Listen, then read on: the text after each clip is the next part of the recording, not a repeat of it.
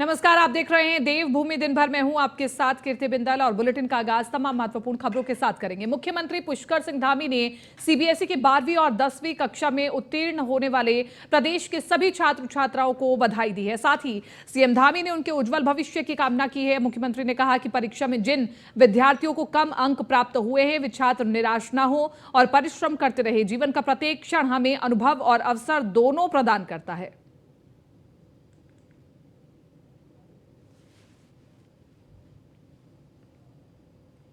देहरादून में CBSE board परीक्षा परिणाम घोषित कर दिए गए हैं। आपको बता दें कि सीबीएसई कक्षा 12वीं के नतीजों का ऐलान सुबह हो चुका है और इसके बाद से सबकी निगाहें 10वीं के नतीजों की घोषणा पर थी, जो कि दोपहर बाद सीबीएसई ने 10वीं के भी नतीजे घोषित कर दिए। आपको बता दें कि 10वीं के रिजल्ट में देहरादून रीजन के 90.61% छात्र पास हुए हैं। वहीं 12वीं में देहरादून रीजन में 80.26% छात्र उत्तीर्ण हुए हैं। जो मेरे पास अपॉर्चुनिटी आई है, मतलब क्लास 12 का जो रिजल्ट है उसमें मेरे 98% आए हैं, तो इसका जो पूरा क्रेडिट जाता है वो टीचर्स को भी जाता है और मेरे पेरेंट्स को भी जाता है, क्योंकि पूरे साल उन्होंने भी मेहनत की है कि मेरे लिए जितने भी डिस्ट्रैक्शंस है वो उसे अवॉइड कर सके। और टीचर्स ने, ऑफ कोर्स अगर टीचर्स नहीं होंगे तो पढ़ाई तो पॉसिबल नहीं है, तो उन्होंने भी काफ़ी हेल्प किया। अगर मेरे साइकोलॉजी में 100 मार्क्स आए तो आज वो मेरे टीचर्स की वजह से आए। मेरे हिसाब से दूर इंटरनेशनल स्कूल को मैंने 2010 में ज्वाइन किया था और मैं 12 साल से स्कूल का शिष्य रहा हूँ। और इन 12 सालों में एक चीज़ मैंने देखी है कि यहाँ पर पढ़ाई के साथ साथ आपकी ओवरऑल ग्रूमिंग पे भी फोकस किया जाता है। पढ़ाई के साथ इस सेशन में 2022-2023 में मैं स्कूल का हेड बॉय भी अपॉइंट किया गया था। हेड बॉय होने के साथ साथ पढ़ाई को भी मैनेज करना मुझे मेरे माननीय प्रिंसिपल श्री दिनेश भटवाल जी ने सिखाया। उन्होंने मुझे बताया कि कैसे आप भिन्न भिन्न तरीके के competitions, debate competitions, dance competitions, music competitions और जितने एक्स्ट्रा करिकुलर कॉम्पिटिशन्स होते हैं उन सब में महारत हासिल करते हुए पढ़ाई को भी कैसे बैलेंस कर सकते हैं साथ में। स्टूडेंट्स को ये मैसेज देना चाहूँगा कि उन्हें जब वो क्लास 12th में आए तो उन्हें स्टार्टिंग से पढ़ाई शुरू कर देनी चाहिए, क्योंकि लास्ट मोमेंट पर अगर वो पढ़ेंगे तो उनके अच्छे मार्क्स नहीं आएंगे।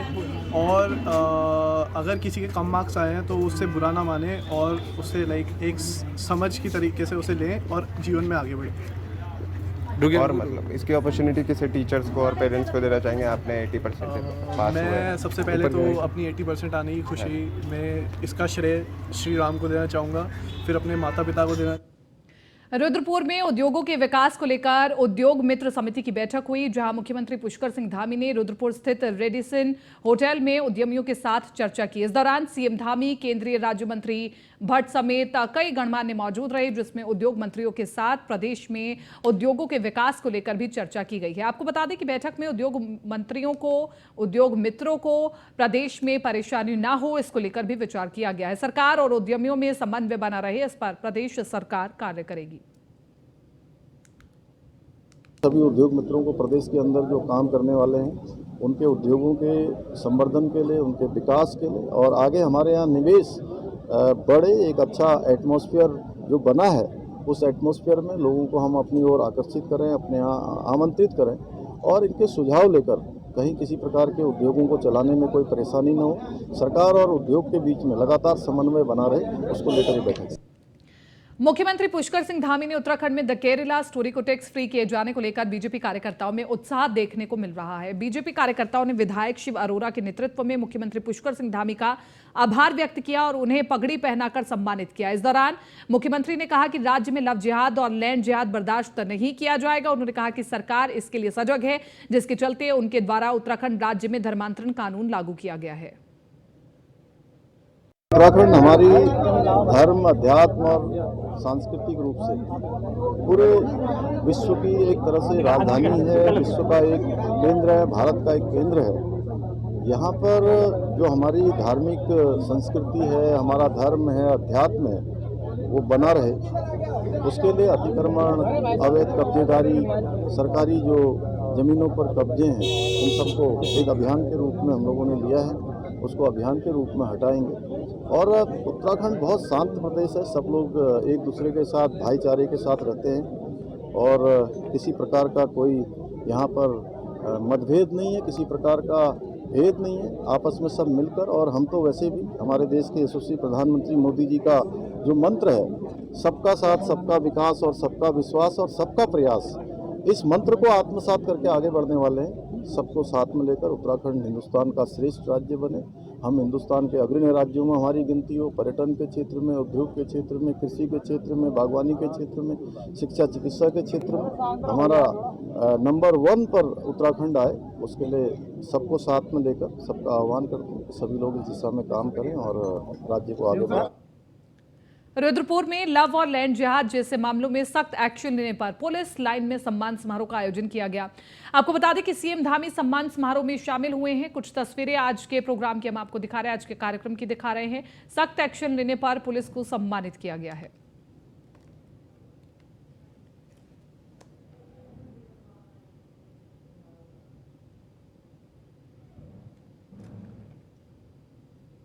बीजेपी ओबीसी मोर्चा के प्रदेश अध्यक्ष राकेश गिरी गोस्वामी पहली बार अल्मोड़ा पहुंचे, जहां बीजेपी कार्यालय में उनका ढोल नगाड़ों से जोरदार स्वागत किया गया। इस मौके पर बीजेपी प्रदेश उपाध्यक्ष कैलाश शर्मा, जिलाध्यक्ष रमेश बहुगुणा, कॉर्पोरेट बैंक के अध्यक्ष ललित लटवाल, पूर्व जिलाध्यक्ष रवि रौतेला सहित जिले के सैकड़ों पदाधिकारी शामिल हुए। वहीं ओबीसी मोर्चा के अध्यक्ष ने कहा कि मोर्चा द्वारा पूरे प्रदेश में कार्यकर्ताओं और पदाधिकारियों की बैठकें चल रही हैं, जिसमें आगामी लोकसभा और निकाय चुनाव को लेकर के चर्चा की गई है।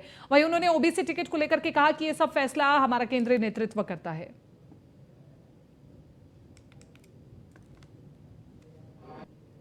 आज अल्मोड़ा जनपद की भारतीय जनता पार्टी ओबीसी मोर्चे की हमारे जिले की कार्य समिति है। इससे पहले हमारी प्रदेश की कार्य समिति रुद्रपुर में हुई थी, तो उसमें हमारी सह प्रभारी बहन रेखा वर्मा जी, हमारे बहुत ही सम्मानित प्रदेश अध्यक्ष आदरणीय महेंद्र भट्ट जी, हमारे संगठन महामंत्री आदरणीय अजय कुमार जी, तो ऐसे हमारे वरिष्ठ नेताओं का हम लोगों को मार्गदर्शन में मिला था। तो उसी के निमित्त एक संगठनात्मक जो हमारा काम चलता है, उसी के निमित्त आज हमारी अल्मोड़ा जनपद की ये यहाँ पर कार्य समिति है। अभी मेरा 9 तारीख से लेकर के 14 तारीख तक का इधर घूमने प्रवास है, तो इससे नियमित मेरा इन कार्य समिति में रहना है। अब यह सब करेक्ट हमारा जो काम चलता है संगठन का और हमारा जो शीर्ष में। देहरादून में कृषि मंत्री गणेश जोशी ने प्रेस कॉन्फ्रेंस की और कृषि मंत्री गणेश जोशी ने कहा कि 13 मई से लेकर के 16 मई तक देहरादून में मिलेट्स महोत्सव आयोजित होगा। महोत्सव में केंद्रीय कृषि मंत्री नरेंद्र तोमर और केंद्रीय कृषि राज्य मंत्री भी शामिल होंगे। वहीं हरियाणा, उत्तर प्रदेश और मध्य प्रदेश के कृषि मंत्री भी महोत्सव में शामिल होने पहुंचेंगे। आशय यह है, जैसा कि मैंने कहा कि जो श्री अन्न है स्वास्थ्य की दृष्टि से इतना लाभदायक है कि अधिक से अधिक लोग इसकी ओर जाएं। और मैं दावे के साथ कहता हूं कि जो श्री अन्न का उपयोग करेगा वो कभी भी बीमार नहीं होगा, क्योंकि इस प्रकार के पौष्टिक तत्व इसमें हैं। दूसरा एक बात और कहना चाहता हूं, अभी हैदराबाद से जो हमारे वैज्ञानिक दिवाकर राव भी एक कॉन्क्लेव में यहाँ पर आए थे। मिलेट्स तो देश में कई जगह होता है, लेकिन हम यहाँ की जलवायु की वजह से हमारे मिलेट्स की जो क्वालिटी है सबसे बेहतर है। इसीलिए हमारी सरकार लगातार इस पर फोकस कर रही है। आशय यह है। देहरादून में कांग्रेस के वरिष्ठ नेता और पूर्व नेता प्रतिपक्ष प्रीतम सिंह राज्य सरकार के मंत्रियों के कामकाज के तरीके और अधिकारियों के साथ उनके समन्वय पर गंभीर सवाल खड़े किए हैं। वरिष्ठ नेता प्रीतम सिंह का कहना है कि मंत्रियों की कोई सुन नहीं रहा और वो अपनी विधानसभा में भी निर्माण कार्य करा पाने की स्थिति में नहीं है। हालात ये हैं कि मंत्री एसीआर लिखने का अधिकार मांगने के लिए गिड़गिड़ा रहे हैं। स्मार्ट सिटी प्रोजेक्ट में की गई पैसों की कटौती को लेकर भी प्रीतम सिंह ने स्मार्ट सिटी प्रोजेक्ट और राज्य सरकार के कामकाज के तरीके पर गंभीर सवाल खड़े किए हैं। अजीब गरीब स्थिति है और लबोलबाप ये है कि अधिकारी मंत्री गणों की बात को तवज्जो नहीं दे रहे हैं, उनकी बात को नहीं सुन रहे हैं और तदनुसार कार्य नहीं कर रहे हैं। इसलिए कोई मंत्री कहता है कि मैं दूसरे मंत्री से बात करूंगा, कोई मंत्री कहता है कि हमको सीआर लिखने का अधिकार मिलना चाहिए। तो ये हालत है और इसकी वजह से पूरा उत्तराखंड राज्य जो है वो गर्त में जाने का काम कर रहा है। और मैं अभी भी कहना चाहता हूं कि उत्तराखंड के लोगों ने भारतीय जनता पार्टी को प्रचंड बहुमत से सरकार बनाने का अवसर दिया है। उत्तराखंड के लोगों की भावनाओं के अनुरूप जो है सत्ता में बैठे हुए लोग आचरण करने का काम। 2018 से देहरादून में स्मार्ट सिटी का कामकाज चल रहा है, जिसमें sewer line, drainage system, library park और विभिन्न सौंदर्यीकरण के काम शामिल हैं। हालांकि शहरी विकास मंत्री प्रेमचंद अग्रवाल का दावा यह है कि बजट कटौती की वजह से सबमर्शल के काम में कोई देरी नहीं होगी। साथ ही ये भी उन्होंने कहा कि स्मार्ट सिटी के अधिकांश काम पूरे हो गए हैं और जो काम चल रहे हैं वो इसी बजट में किए जा सकते हैं। 90-10 के रेशो पे हम लोग काम करेंगे, यानी कि 500 करोड़ पे 90% पे सेंट्रल गवर्नमेंट और उसके 50 पे जो बचे हैं उस पर हम करेंगे। तो ये पिछले समय हो गया था, लेकिन हमने जो काम हम लोग कर रहे थे उस काम को यदि हमें सेंट्रल गवर्नमेंट से पैसा नहीं मिलेगा तो चूँकि वो रनिंग काम है, हम अपने स्टेट फंड से कराएंगे और करा भी रहे हैं। तो 500 करोड़ देखिए, जो काम हमारे यहाँ लगभग, जैसे मैंने कहा कि अनेकों काम हमारे पूरे हुए हैं और जो काम अभी रनिंग या जो चल रहे हैं वहाँ फंड की कमी नहीं आने देंगे। हमें स्टेट गवर्नमेंट से भी हम दे ही रहे, तो स्मार्ट सिटी के ऐसे कोई काम प्रभावित नहीं होंगे जिसके कारण हमें कोई दिक्कत आए, आने वाले टाइम पे परेशानी हो। स्टेट गवर्नमेंट उस फंड के लिए बिल्कुल हम लोग प्रतिबद्ध हैं, क्योंकि स्मार्ट सिटी का काम हमने लिया है। हमारे राज्य का ये एक देहरादून को स्मार्ट सिटी घोषित किया है, तो उस काम को हम करें। ऋषिकेश में नगर विकास और वित्त मंत्री प्रेमचंद अग्रवाल ने नेशनल हाईवे डिवीजन की ओर से कार्यों का अन्य विभागीय अधिकारियों के साथ निरीक्षण किया। आपको बता दें कि मौके पर एनएच के अधिशासी अभियंता प्रवीण कुमार की ओर से दी गई कार्य समाप्ति की तारीख बीतने पर मंत्री ने उन्हें फटकार लगाई है, जिस पर अधिकारी ने फिर से कार्य करने का 15 जून तक का समय मांगा है। वहीं मंत्री प्रेमचंद ने जनता की सहमति के बाद 15 जून तक हर हालत में चेतावनी देते हुए पूरा करने का निर्देश दिया है। आज सभी अधिकारियों को मैं साथ में यहाँ पे लेकर आया हूँ ताकि एक दूसरे पे डालने का बहाना न चले। यहाँ यदि हमारे एनएच के अधिकारी यहाँ पे हैं, एसडीएम यहाँ पे हैं, सीईओ यहाँ पे हैं, ट्रैफिक का काम सीईओ देख रहे हैं, प्रशासन का काम एसडीएम देख रहे हैं, लाइट का काम देख रहे हैं, एक्शन यहाँ पे हैं, नगर निगम के अधिकारी यानी एमएनए एएमएनए यहाँ पे हैं। तो यानी कोऑर्डिनेशन यदि ये नहीं कर पा रहे तो मैं आज एसडीएम से कह रहा हूँ कोऑर्डिनेट नहीं कर पाएंगे तो उसके खिलाफ इनको एक्शन लेना है, क्योंकि ये काम एक दूसरे पर डालने से ये पूरा नहीं होगा। काम तो सबको कोऑर्डिनेट करके आपस में सामंजस्य बना के पूरा होगा ना। और मैं इनको पूरी तरह से आज चेतावनी के रूप में कह रहा हूँ, नहीं कर पाए तो इनके खिलाफ कार्रवाई। आज हाईकोर्ट ने उत्तराखंड सहित नैनीताल शहर में बंदरों और कुत्तों के बढ़ते आतंक से निजात दिलाने के लिए दायर जनहित याचिका पर सुनवाई की, जिसके बाद कोर्ट ने पूर्व में जारी दिशा निर्देशों का अनुपालन नहीं करने पर डीएम नैनीताल को व्यक्तिगत रूप से कोर्ट में पेश होने के निर्देश दिए थे। जहां जिलाधिकारी व्यक्तिगत रूप से कोर्ट में पेश हुए, उन्होंने न्यायालय को अवगत कराया कि नगर में आवारा कुत्तों के लिए शेल्टर हाउस बनाने के लिए भूमि चयनित की जा चुकी है। 1 महीने के भीतर नगर के खूंखार कुत्तों को बाड़े में रखा जाएगा। कोर्ट ने नगर पालिकाओं से टोल फ्री शिकायती नंबर जारी करने को कहा है ताकि लोग अपनी शिकायत दर्ज करा सके। मामले की सुनवाई के लिए कोर्ट ने 15 जून की तिथि नियत की है।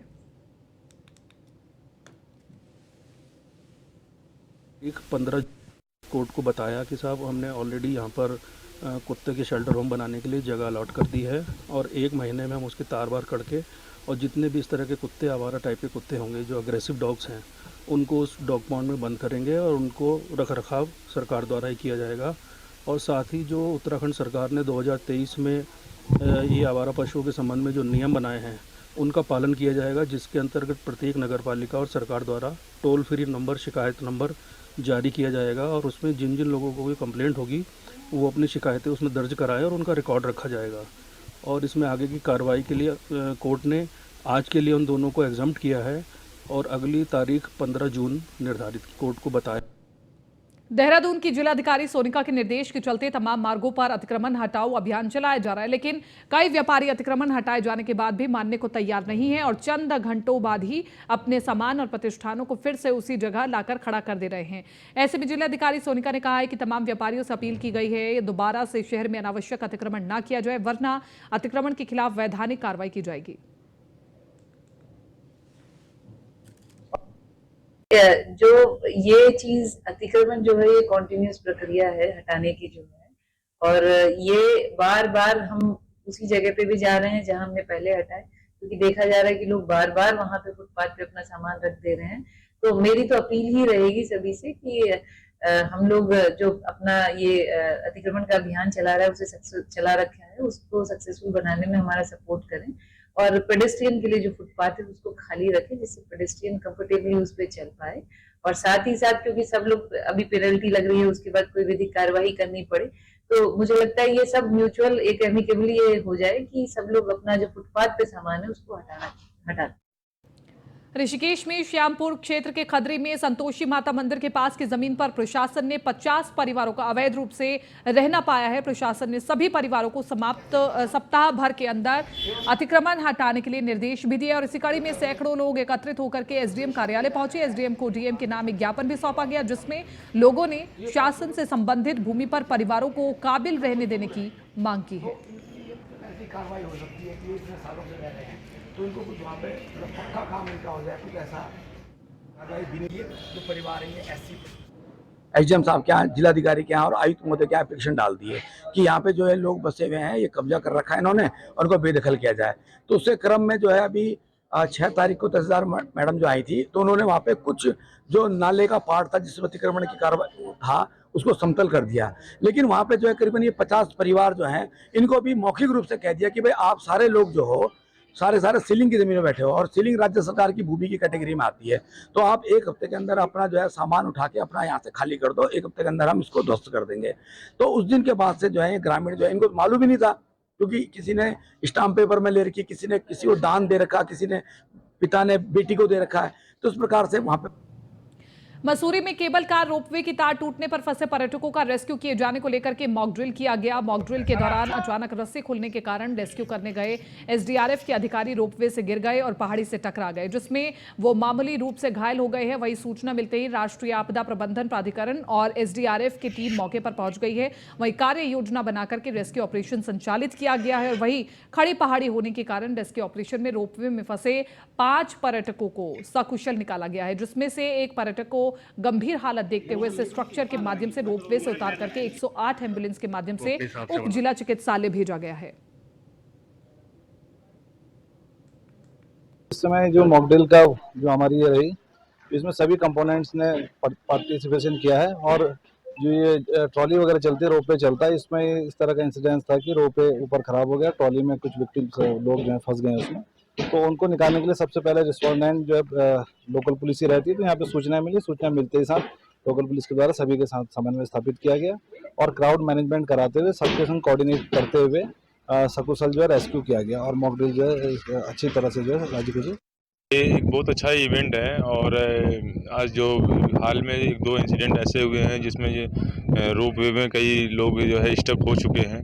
तो ऐसा देखते हुए ऐसे सिनेरियो को कि कभी भविष्य में ऐसा हमारे पास नज़दीक में भी 1-2 रोप वे हैं, तो कभी अगर कोई ऐसी प्रॉब्लम आती है तो उसके फ्यूचर के लिए तैयार रहने के लिए जो है एनडीआरएफ का इनिशिएटिव लिया गया है और ये बहुत अच्छा इनिशिएटिव है। और चूँकि इस एरिया के सबसे नज़दीक में एनडीआरएफ और एसडीआरएफ है और तो लिहाजा कभी हमें ज़रूरत पड़ती है तो उनको बचाने के लिए, रेस्क्यू करने के लिए सबसे पहले आईटीबीपी और एसडीआरएफ जो लोकल एडमिनिस्ट्रेशन है वहाँ पे पहुँच। विदित है कि पिछले साल आपने देखा होगा कि 3 वेरियस इंस्टेंसेस हुए हैं ये केबल कार ट्रॉली के, जो कि एक देवघर में, एक एचपी में और एक जम्मू कश्मीर में, जिसमें कि आपने देखा है कि केबल कार इंसिडेंट हुए हैं। तो इसी को मद्देनजर रखते हुए हमारे डीजी महोदय द्वारा सभी जो एनडीआरएफ की बटालियंस है पूरे देश भर में उन सबको निर्देशित किया गया है कि जहां पर भी केबल कार्स हैं वहां पे जाके उनकी आप तैयारी देखिए, उनके कुछ लेक्यूनाज उनके पास हैं तो वो देखिए, ताकि एक स्ट्रक्चरल जो है ब्लूप्रिंट तैयार किया जा सके और कोई भी स्थिति की ऐसी कोई स्थिति आती है तो उसमें काम किया जा सके। तो इसी के उपलक्ष्य में हम आज यहाँ पर जो मसूरी में जो ये कार ट्रॉली है इसमें आए हैं। इसमें हमारे साथ एसडीआरएफ, आईटीबीपी और लोकल पुलिस हमारा लक्सर कोतवाल अमरजीत सिंह के नेतृत्व में वरिष्ठ पुलिस उप निरीक्षक अंकुर शर्मा और कस्बा पुलिस चौकी प्रभारी नीरज रावत के अलावा अन्य पुलिस चौकी प्रभारियों द्वारा अतिरिक्त पुलिस बल के साथ किराएदारों के सत्यापन के लिए एक विशेष अभियान चलाया गया है। आपको बता दें कि अमरजीत सिंह के मुताबिक वरिष्ठ पुलिस अधीक्षक अजय सिंह द्वारा विशेष निर्देशों के उपरांत इस कार्रवाई की शुरुआत की गई है। अमरजीत सिंह ने बताया कि सुबह 9 बजे तक 20 चालान काट करके आरोपियों को आर्थिक दंड दिया जा चुका है। उन्होंने कहा कि इस अभियान को नगर क्षेत्र में निरंतर आगे भी ऐसे ही जारी रखा जाएगा।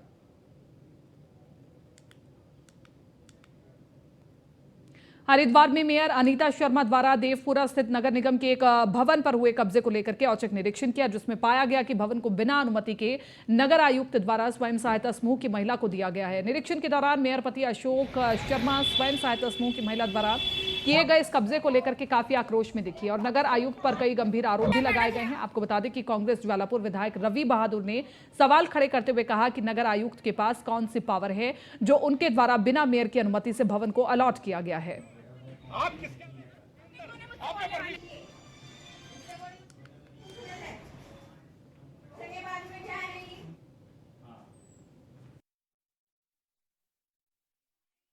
ये समझने वाली बात है कि नगर आयुक्त पे ऐसी कौन सी पावर है जो उन्होंने अलॉट कर दिया है।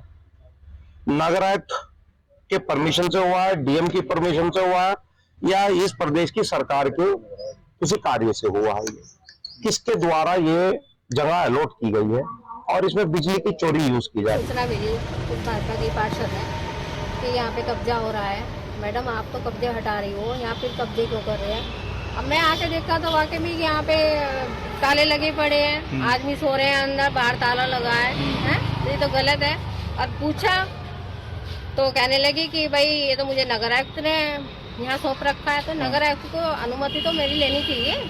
और नगर आयुक्त होता कौन है? अधिकारी एक। और अधिकारी को ऐसे सोचना चाहिए कि मेयर कुछ नहीं है, उन्होंने मतलब ऐसे सोच रखा है बिल्कुल कि किसी की अनुमति की जरूरत नहीं है।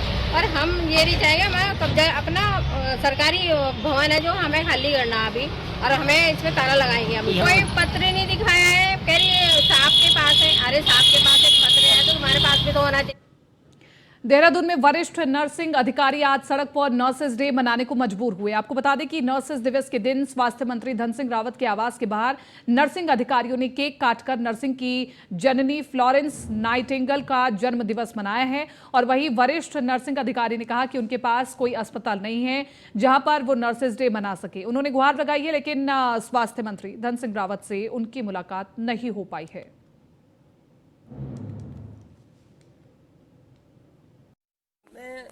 सभी नर्सेज डे में सभी नर्सेज बहनों को बहुत बहुत बधाई देती हूँ और ये दिन हमारी ज़िंदगी में हर साल आए, हमेशा आए, सब मनाते रहें। मेरा ये मैं सोचती हूँ मेरा ये लास्ट साल है, लास्ट नर्सिंग डे है और मैं चाहती हूँ मैं हर बार सेलिब्रेट करूँ इसे, लेकिन मैं इस समय इतने टेंशन में हूँ कि मुझे इतनी दूर यहाँ पर 1 महीना रहा था, यहाँ से मुझे बिल्कुल ऐसे रिलीव कर दिया गया और अब मैं कहाँ ज्वाइन करूँ, कहाँ मैं क्या करूँ। और मेरे 20 दिन केवल बचे हुए हैं जिससे मुझे बड़ी परेशानी हो रही है। अब मैं लिख के कहाँ दे दूँ कि मुझे वहाँ पर कर दें जहाँ पर ये सूचित, इसीलिए यहाँ पर आज आए हैं कि फिलहाल इस बुलेटिन में मेरे साथ इतना ही, लेकिन आप बने रहिए न्यूज़ 1 इंडिया के साथ।